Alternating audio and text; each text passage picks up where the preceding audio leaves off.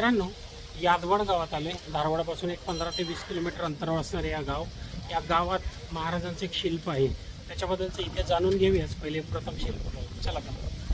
महाराजांच्या कर्नाटक अर्थात दक्षिण दिग्विजय मोहिमेच्या वेळी बेलवडी हे एक राज्य होतं. त्याचं मराठ्यांचं युद्ध झालं. या युद्धात असं सांगतात तेथील राजा मारला गेला, परंतु इथं असणारी राणी मल्लम्मा हिने हे युद्ध चालू ठेवलं आणि मराठे जरी युद्ध जिंकले असले आणि त्यानंतर तिला महाराजांच्या समोर आणण्यात आलं, त्यावेळी महाराज त्यांच्या शौर्यावर खुश होऊन त्यांचं राज्य पूर्ण परत एकदा बहाल केलं गेलं. त्या राणींनी महाराजांचं दक्षिण दिग्विजय संबंधीचं एक शिल्प कोरलेलं आहे.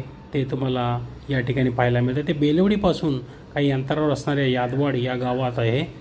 हनुमान मंदिराच्या बाहेरच्या बाजूला अगदी व्यवस्थितरित्या जतन करून ठेवलेलं हे शिल्प पाहण्याचं भाग्य आज आम्हाला लाभलं.